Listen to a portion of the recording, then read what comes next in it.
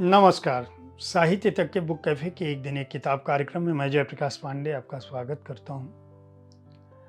आज मैं तस्लीमा नसरीन की एक पुस्तक स्त्री, समाज और धर्म इसके साथ उपस्थित हूं। इस पुस्तक का बांग्ला से अनुवाद उत्पल बैनर्जी ने किया है। तस्लीमा नसरीन मानवतावादी विचारक हैं, सुख्यात लेखक हैं। विचार और लेखन को लेकर उन्हें पूरे जीवन फतवों का सामना करना पड़ा है। अपने उपन्यास लज्जा को लिखने के चलते उन्हें बांग्लादेश से निष्कासित कर दिया गया था और 1994 के बाद हम 2024 में बात कर रहे हैं, अभी तक तस्लीमा नसरीन अपनी जन्मभूमि पर अपने देश लौट नहीं सकी हैं। दुनिया भर में उनकी पुस्तकों का अनुवाद हो चुका है। 30 से अधिक पुस्तकें उनकी अनुदित हो चुकी हैं। इस पुस्तक का जो अनुवाद है बांग्ला से हिंदी में, वह उत्पल बैनर्जी ने किया है। उत्पल बैनर्जी एक जाने माने अनुवादक हैं, खुद भी लेखक हैं और उन्होंने जितना उम्दा अनुवाद किया है वह सराहनीय है। तस्लीमा नसरीन की यह पुस्तक स्त्री पर लिखे गए उनके लेखों का संग्रह है। इनमें उन्होंने स्त्रियों का दायरा, स्त्रियों के क्रोध, उनके गुस्से, उनके मनुष्य बनने, उनकी पोशाक, उनके कपड़े लत्ते, उनकी चाहत, आत्महत्या करने की जो उनकी मजबूरियां हैं, उनकी अग्नि परीक्षा देने का उन पर जो दबाव है, चरित्र हनन जो उनका किया जाता है, उनके शरीर को जो संपत्ति के तौर पर, संपदा के तौर पर देखा जाता है, उन्हें केवल सौंदर्य की सामग्री के रूप में, एक कमोडिटी के रूप में जो देखा जाता है, उन्हें सुख का साधन समझा जाता है। प्यार करने के दौरान भी उन्हें किस तरह से नोचा जाता है, उनके शरीर को, उनके मन को, उनके भावनाओं को नहीं समझा जाता है या उनके दिमाग में यह डाल दिया जाता है कि तुम्हें अपने पार्टनर को सुख पहुंचाना ही तुम्हारा धर्म है, तुम्हारा जीवन है, तुम्हारी उपयोगिता ही यह है कि तुम उसके सामने बिछी रहो और वह चाहे जितनी बर्बरता से तुम्हारे साथ आए, तुम उसके साथ रहो। लड़कों के साथ खून माफ है, उसे प्रेम करने का अधिकार नहीं है। पुरुष तंत्र में वह किस तरह से फंसी हुई होती है, पति के चरणों में ही किस तरह से उसका स्वर्ग दिखाई देता है, किस तरह से जब वह रजस्वला होती है तो उसे चीज़ों को छूने की इजाज़त नहीं दी जाती, किस तरह से उसे नापाक करार दिया जाता है, किस तरह से उसे लेकर राजनीति होती है, किस तरह से अपनी बहनों के लिए पुरुषों का मंतव्य अलग होता है और दूसरी लड़कियों के लिए उनका मंतव्य अलग होता है। प्रेमिका हो, वह पत्नी हो या माँ हो या बहन हो, पुरुषों को उन्हें मनुष्य के रूप में देखने की निगाह क्यों नहीं दी जाती है? शरीयत के नाम पर, धर्म ग्रंथों के नाम पर, व्रत और उपवास के नाम पर, संस्कृति और सभ्यता के नाम पर, चाहे वह ईसाई धर्म हो, चाहे वह हिंदू धर्म हो, चाहे वह इस्लाम हो, स्त्रियों को मनुष्य नहीं समझता। इस किताब के हर पन्ने में वह तमाचा है जो कम से कम पुरुष समाज को तस्लीमा नसरीन अपनी कलम से, अपनी लेखनी से मारती है।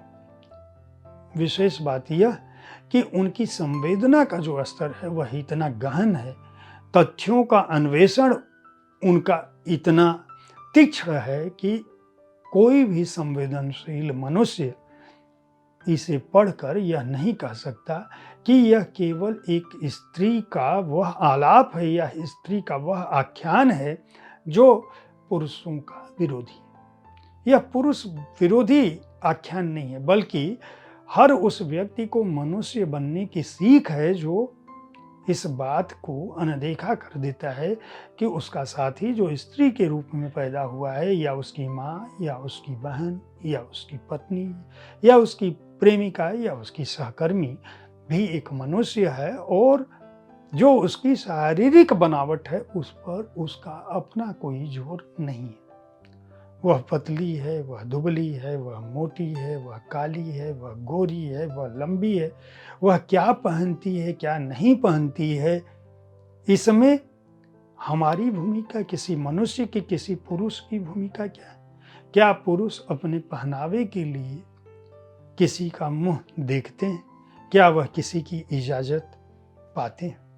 एक और बात बताऊं कि अभी अमेरिका का चुनावी नतीजा आया है। डोनाल्ड ट्रंप वहाँ पे फिर राष्ट्रपति बन गए।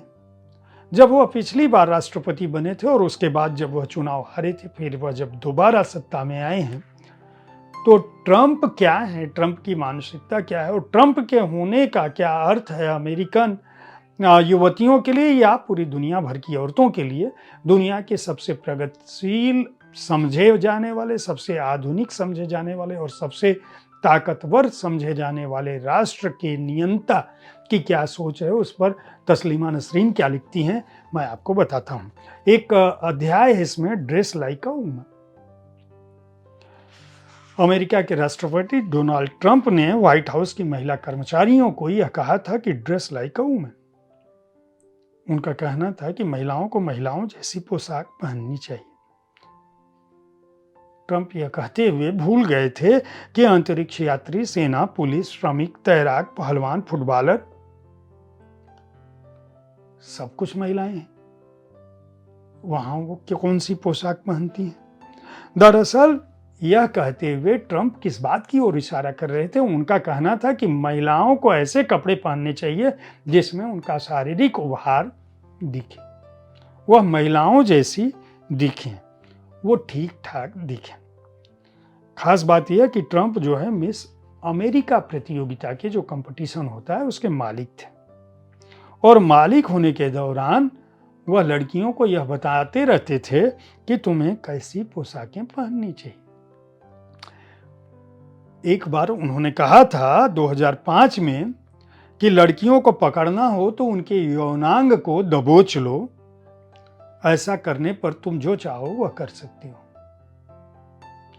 यह एक ऐसा व्यक्ति कह रहा था जो बाद में अमेरिका का राष्ट्रपति बना। राष्ट्रपति बनने के बाद भी उनकी यह सोच नहीं बदली। एक बार उन्होंने एस्क्वायर पत्रिका से कहा था कि यदि तुम्हारे पास एक युवती और सुंदरी पीस ऑफ एस हो तो फिर किसने तुम्हारे बारे में क्या लिखा, इससे कुछ फर्क नहीं पड़ता। वह स्त्रियों को सुअर, गंदगी और जघन्य वस्तु कहते हैं। वह स्त्रियों को यौनांग के अलावा कुछ भी नहीं मानते और जो व्यक्ति ऐसा सोचता है वह ओवल ऑफिस में क्यों नहीं चाहेगा कि महिलाएं केवल हाई हील और स्कर्ट पहन के चलें। 1999 में मिस अमेरिका प्रतियोगिता के दौरान उन्होंने एक लड़की को कहा था कि बिकनी और छोटी होनी चाहिए थी और हिल और भी ऊंचा। ट्रंप ने कहा था कि यह सौंदर्य प्रतियोगिता है, आप अगर रॉकेट साइंटिस्ट को देखना चाहते हैं तो यहां ट्यून मत कीजिएगा। यहां देखना है अगर सुंदरता तो निश्चित रूप से आपको लड़की का चेहरा, वक्ष, पेट, नितंब और यौनांग दिखना चाहिए। एक रियलिटी शो में उन्होंने यह कह दिया था कि यहाँ लड़कियां जो है इस तरह का पोशाक पहनकर क्यों आती। अब आप समझ सकते हैं कि अगर अमेरिका का राष्ट्रपति स्त्रियों को यौन वस्तु के रूप में देखता है, अगर वह यह चाहता है कि कोई भी लड़की किस तरह की पोशाक पहने, किस तरह से चले, किस तरह से उठे बैठे, तो आप समझ सकते हैं कि दुनिया के बाकी देशों में क्या है। एक अध्याय है इसमें, भारत में केवल पुरुष जीवित नहीं। इस अध्याय में उन्होंने भारत में जो लड़कियों का और लड़कों का औसतपन है, लड़कों को लेकर जो इच्छाएं भारतीय समाज में हैं, भारतीय परिवारों में हैं, जिस तरह से लड़कों को हर परिवार में वरीयता मिली है, उसको उन्होंने उत्तर से दक्षिण, पूरब से पश्चिम तक देखा है, आंका है और आंकड़ों के साथ यह उपस्थित करने की कोशिश की है कि चाहे पढ़ा लिखा परिवार हो, चाहे अनपढ़ परिवार हो, भारतीय समाज जो है वह लड़कियों को नहीं देखना चाहता। उनका कहना है बहुतायत ऐसी है, अपवाद की बात वो नहीं कर रही हैं। उनका कहना है कि जब ये समाज, इस समाज में अगर गलती से लड़की पैदा हो जाती है तो पूरी जिंदगी उसे इस बात की सीख दी जाती है कि उसका जो जीवन है वह पति के सुख की कामना है। अगर वो पुरुष को सुखी नहीं रख सकती तो उसका जीवन व्यर्थ है। यानी वह बच्ची है तो अपने भाई के लिए पानी लाए, अपने भाई के लिए खाना बनाए, उसका भाई आए घर में तो उसकी सेवा में खड़ी रहे। अगर वह शादीशुदा बड़ी हो गई तो पति की सेवा में खड़ी रहे, सास ससुर की सेवा में खड़ी रहे। अगर वह बुजुर्ग हो गई तो बेटे की सेवा में खड़ी रहे, बेटे को जगाए, उसे उठाए बिठाए। क्या किसी पुरुष से यह अपेक्षा की जाती है? यहाँ उन्होंने कहा है कि दरअसल यह संप्रदाय से जुड़ा हुआ मसला नहीं है, यह शिक्षा से भी जुड़ा हुआ मसला नहीं है, यह सभ्यता से भी जुड़ा हुआ मसला नहीं है, यह मसला कहीं उससे बड़ा है। और यहाँ पे वो सीता की अग्नि परीक्षा की भी बात करती हैं। सीता के जिस तरह से आई जनक जी के पास, उनके जन्म की जो कहानी है उसकी भी बात करती हैं। और वो कहती हैं, एक उदाहरण देती हैं कि राजा जनक को जिस इलाके में सीता जी मिली थी, दरअसल सीता जी संभवतः परित्यक्ता थी, क्योंकि उस इलाके में लोग बेटी पैदा होने पर उसे जमीन में गाड़ कर यह कहते हैं कि गुड़ खा वहीं रह, कभी लौट कर मत आ, अपने भाई को भेज दे, ताकि वह इस लड़की जमीन में गड़ी गड़ी मर जाए और उसके बाद जो पैदा हो उसका भाई हो। दरअसल वो ये कहती हैं कि ये जो पुत्र की कामना है, जिसमें राजा दशरथ को 4 पुत्र पैदा होते हैं और जिसमें सीता जी महाराज जनक को जमीन से मिलती हैं, यह बताता है दरअसल कि हमारा समाज यानी भारतीय समाज किस तरह से स्त्री और पुरुष को लेकर बटा हुआ है। सीता के पास, उर्मिला के पास, कौशल्या के पास, कैकेयी के पास किस तरह के अधिकार थे वह उनकी बात करती हैं। और एक और अध्याय है जो मुस्लिम समाज पर आधारित है। उनका कहना है कि बांग्लादेश में एक परिवार में जब वह गई तो वहाँ एक लड़की 18 साल की उम्र में, जिसका पति लगभग 40 साल की उम्र का था, वह उसके साथ बलात्कार की ढंग से संसर्ग स्थापित करता था, दिन रात सुबह शाम। यहाँ तक कि वह लड़की बहुत ही व्यथित स्थिति में थी जब इनको मिली थी। इन्होंने उस लड़की से कहा कि जब तुम्हारी इच्छा नहीं होती, तुम इतना कमज़ोर हो चुकी हो। 2-3 साल में उसको लगातार गर्भपात कराने की ज़रूरत पड़ी, क्योंकि उसको गर्भ निवारक न तो गोलियां लेने की इजाज़त थी, न गर्भ निवारण का दूसरा उपाय करने की इजाज़त थी। वह अपने पति को भी नहीं कह सकती थी। तो तस्लीमा नसरीन ने जब उस लड़की को कहा कि तुम ऐसा क्यों करती हो, तो उसने कहा कि शरीयत में यही लिखा है। तस्लीमा ने कहा कि तुमको गलत बताया गया है, ऐसा कुछ भी शरीयत में नहीं है। तो उसने कुछ किताबें रखने की कोशिश की, तस्लीमा ने उसका भी अर्थ बताने की कोशिश की, लेकिन उस लड़की को समझ में नहीं आया। उसके 3-4 दिनों बाद जब वो शहर से लौट रही थी तस्लीमा, और उनको यह लगा कि मैं उस लड़की से मिलूं, जिससे किसी कार्यक्रम के दौरान इनकी मुलाकात हुई थी, और उसके बाद वो उसके घर गई थी और उनको ये घटना पता चली।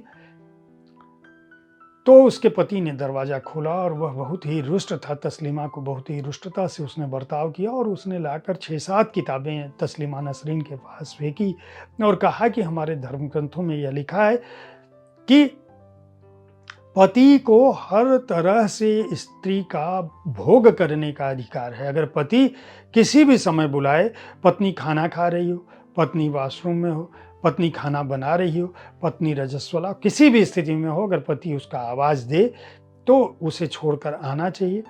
और पति की सेक्स इच्छाओं को पूरा करने के लिए उसे हर वह कर्म करना चाहिए, चाहे उसके जीवन में जितना भी कष्ट हो। यह बात हदीस में लिखी है, ऐसा उसका कहना था शरीयत में यह है। तस्लीमा नसरीन का कहना था कि वो बहुत रुष्ट हुई और उन्होंने वह छोड़कर चली आई, क्योंकि जो बांग्लादेश है वहाँ 15 से 19 वर्ष की लड़कियां जो है 75% लड़कियां इसी उम्र में शादीशुदा हो चुकी हैं। आप समझ सकते हैं कि उसका नतीजा ये है कि 16 साल से कम की लड़की के साथ जब पति संपर्क बनाता है तो उस लड़की को सुख नहीं मिलता, बल्कि उसके जीवन पर, उसके मन और उसकी आत्मा पर एक तरह का अपराध होता है, वह एक तरह का बलात्कार है। उनका कहना है कि दरअसल भद्र होना, किसी मनुष्य का मनुष्य बनना, यहाँ उन्होंने अफगानिस्तान की भी बात की है, अमेरिका का मैं बता चुका, बांग्लादेश का बता चुका, भारत का बता चुका, पौराणिक आख्यानों की भी बात की है उन्होंने। महाभारत, कुरान शरीफ को उठाया है, महाभारत को उठाया है, रामचरितमानस को उठाया है और समूचे पुरुष समाज को इस बात के लिए कटघरे में खड़ा किया है कि दरअसल वह स्त्री को उस रूप में क्यों देखता है, स्त्री को वह शर्मनाक क्यों समझता है। और बाकायदा उन्होंने एक उल्लेख किया है, एक मैं पैराग्राफ पढ़ के इस पुस्तक को समाप्त करूंगा। एक अध्याय इसमें, यदि मैं पुरुष होती तो बहुत अच्छा होता, मरने पर साल दर साल मेरी पुण्यतिथि मनाई जाती। इतने दिनों की मेहनत से जो 43 किताबें लिखी हैं वह न लिखने पर भी चल जाता। राजनीति को लेकर कुछ कविताएं लिखती, कुछ देश को लेकर, कुछ कविताओं में धनी और पूंजीपतियों को गरियाती, कुछ कविताएं प्रेम और प्रीति पर हो जाती, एक गीत लिखती बस। व्यक्ति के रूप में मैं भले कैसी भी होती, कितनी ही झूठी होती, कितनी ही चरित्रहीन होती, स्त्रियों को कितनी ही एक्सप्लॉइट क्यों न करती, कितने ही अत्याचार करती, फिर भी कोई मुझसे इन सब को लेकर कुछ नहीं कहता, बल्कि वे मुझसे प्यार करते, मुझे सिर पर बैठाते, हर साल मेरे नाम पर मेला आयोजित करते, सिर्फ यदि मैं पुरुष होती। पुरुष होने पर, बहुत मामूली सा टैलेंट होने पर भी सेलिब्रिटी हुआ जा सकता है। लड़की होने पर थोड़ी सी रिकॉग्निशन पाने के लिए पहाड़ जितना टैलेंट दिखाना पड़ता है। ये बातें जब तस्लीमा नसरीन ने फेसबुक पर लिखी तो दुनिया भर के लोगों ने, पुरुषों ने उनको न केवल ताना दिया, फप्तियाँ कसी, और उन लोगों ने मज़े लेकर उनको गालियाँ दी और गालियाँ देने के साथ साथ उनके चरित्र पर तमाम तरह का कुप्रचार किया। दरअसल तस्लीमा की यह पुस्तक बताती है कि हमारा पूरा समाज कहने के लिए आधुनिक भले ही हो गया हो, मनुष्य बनने की प्रक्रिया में अभी उसने कुछ खास कदम नहीं उठाया है, क्योंकि वह आधी दुनिया जिससे मनुष्य यानी पुरुष तथाकथित, यहाँ जब मैं मनुष्य की बात कर रहा हूँ तो पुरुषों की बात कर रहा हूँ, औरत ने जन्म दिया मर्दों को, मर्दों ने उन्हें बाजार दिया। एक बहुत बड़ी हिंदी फिल्म की यह पंक्ति है। संभवतः तस्लीमा नसरीन का इशारा उसी तरफ है। स्त्री, समाज और धर्म पुस्तक हर रूप में विचारणीय है। हर लड़के को और हर लड़की को यह पुस्तक इसलिए भी खरीदनी चाहिए कि वह जान सके कि लड़कियों के खिलाफ जो यौन युद्ध चल रहा है, चाहे वह आधुनिकता के नाम पर चल रहा हो, चाहे वह सौंदर्य के नाम पर चल रहा हो, चाहे वह परंपरा के नाम पर चल रहा हो, चाहे वह संस्कृति के नाम पर चल रहा हो, चाहे वह समाज के नाम पर चल रहा हो, चाहे वह धार्मिक आख्यानों के नाम पर चल रहा हो, उसे बदलने की जरूरत है। स्त्री के प्रति तस्लीमा नसरीन का यह आलेख, जितने भी आलेख इसमें शामिल हैं, वह उनके असाधारण साहस, साफगोई और तीखी भाषा के साथ साथ पुरुष सत्ता को वह चुनौती देते हैं जिस चुनौती से जूझने में पुरुष समाज अब भी कतराता है, यानी 2024 में भी। ट्रंप हो या भारत, बांग्लादेश हो या अफगानिस्तान, आप यदि पुरुष हैं और हमारे इस कार्यक्रम को सुन रहे हैं तो स्त्री, समाज और धर्म पुस्तक को खरीद कर अवश्य पढ़ें। यह पुस्तक कम से कम एक बार आपको अपने अंतर्मन में झांकने का अवसर अवश्य देगी। यह पुस्तक बताएगी कि आप बेहतर मनुष्य होने की दिशा में क्या कुछ कर सकते हैं और स्त्री को उसका जो आवश्यक अधिकार है वह किस रूप में मिले, कम से कम उस ओर अग्रसर हो सकते हैं। इस पुस्तक को राजकमल पेपरबैक्स ने प्रकाशित किया। राजकमल प्रकाशन समूह को इस उम्दा पुस्तक के लिए बधाई। तस्लीमा नसरीन को भी बधाई, जिस तरह से उन्होंने बेबाक बयानी की है, और उत्पल बैनर्जी को एक बेहतरीन अनुवाद के लिए मैं साधुवाद दूंगा, बधाई दूंगा। इस पुस्तक का मूल्य 350 रुपये है। पृष्ठ संख्या है 256, लेकिन जो इसकी सामग्री है वह बहुमूल्य है। उम्मीद है साहित्य तक का यह एपिसोड आपको पसंद आया होगा। इस कार्यक्रम में आप किस तरह की पुस्तकों की चर्चा चाहते हैं उसके बारे में अपनी राय से हमें अवश्य अवगत कराएं। हमारी कोशिश होती है कि विविध विधाओं की पुस्तकों के साथ मैं आपके पास हर दिन पहुंचूं, ताकि आप उन पुस्तकों का चुनाव कर सकें जिन्हें आप पढ़ना चाहते हैं। कल मैं फिर मिलूंगा ऐसी ही कृति के साथ। देखते रहिए साहित्य तक। धन्यवाद।